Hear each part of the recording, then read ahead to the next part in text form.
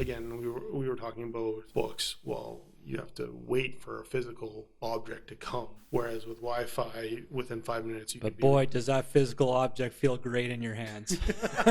I am not going to deny that, no.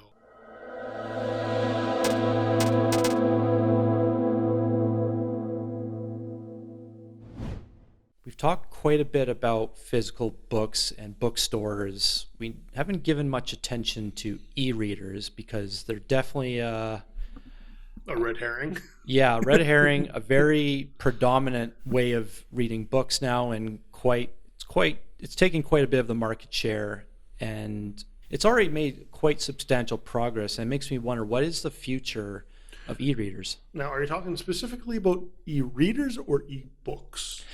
Is there a way we could combine both of them? I don't know, because I don't know if there is really a history for or a future for e-readers. Okay, so let's start with, maybe we can do one at a time. So with e-readers, like the actual device, would you say, where do you see that potentially going, even just 10 years? I really don't know where e-readers will be in 10 years. Heck, I don't even know if where they're gonna be in 5. And the thought process behind an e-reader is, well, it's really nice. It's a dedicated device. It has special features specifically to make reading easier.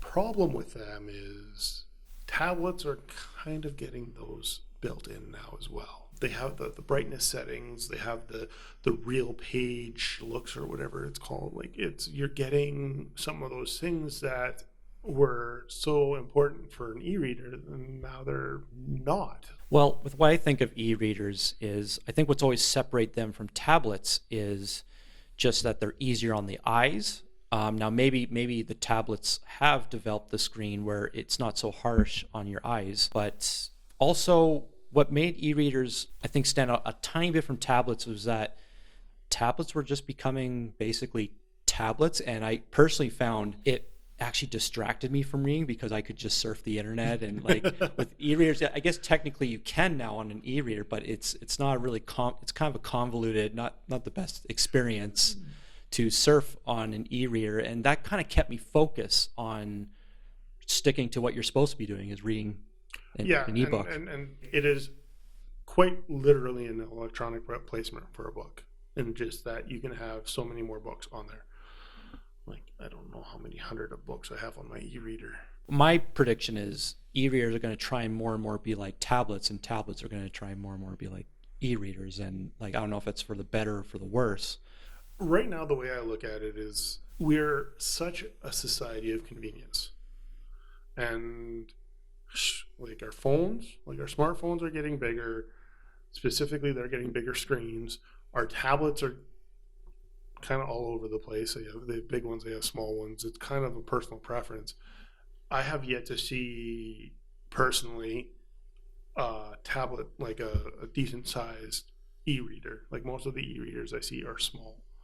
If I see someone that is reading like on a tablet, it's so much easier for them to see what's going on, because you have so many more options for Zoom and stuff like that. I'm not saying that you don't have that on an e-reader, but screen size is nice. Mm-hmm. But you have people, if they have a smartphone, if they have a tablet, why would they buy another piece of electronics when it's an app that you put on your tablet or phone, and you can read right then and there? That was my original logic. It's like, I am the kind of guy that doesn't want too many of multiple devices, and I thought, yeah, just do it on a tablet. But then I noticed, it felt like I got very little reading done on a tablet. I think e-readers are going to fall into a niche, in that they are going to keep on specializing into what is the best reading experience. Now, I don't know how well the electronics can do that. There are certain things like making it so that it's not, or like they have blue light filters on there, so that it's not as hard on the eyes to read, right? Because one thing that they're finding out is that, reading on a white, like a pure white background, is hard on the eyes. And it's kind of interesting, because when I found that out, I actually looked back and it's just like, yeah, you look at books and they're not pure white paper. No. And so it's like, oh, the book people figured this out long ago. Yeah.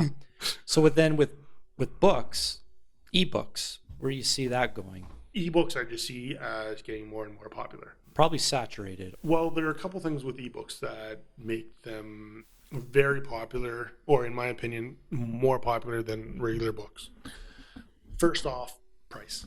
When I can get cheap books anytime, anywhere, like I can get books for under $5, no problem. Yeah, they're maybe not necessarily well-known authors or anything like that, but if they're recommended on some site or something, like it does not take me much to get a book. Convenience is huge. Again, we were talking about books. Well, you have to wait for a physical object to come, whereas with Wi-Fi, within 5 minutes you can But boy, does that physical object feel great in your hands. I am not going to deny that. No. Yeah, this is a debate that probably will never end among, like with ebooks versus physical books. The trade-offs are... I think, yes, there's an aspect of an actual book that I have personally, I don't want to see it disappear, but I see that it potentially could.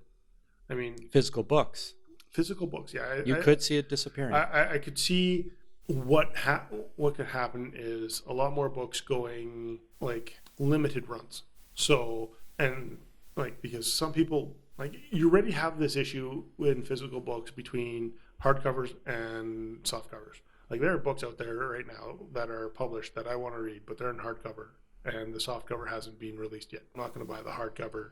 I already know I want the softcover. Mm-hmm. Part of that is an aesthetic thing because I already have the rest of the series in softcover, so keep it aesthetically the same. Or the other thing is hardcovers are more expensive than softcovers. So yes, I am paying a premium and it's a more durable product, but I'm also getting it sooner. So there are two reasons why you kind of pay that. With the ebook, it doesn't really matter. If you're just interested in reading that book, great, you can get it. Aesthetically, it doesn't matter. You're not putting it on a bookshelf. You don't have to create a space. And this is one thing that I think is going to be really kind of interesting in kind of, if you're into minimalism or anything like that.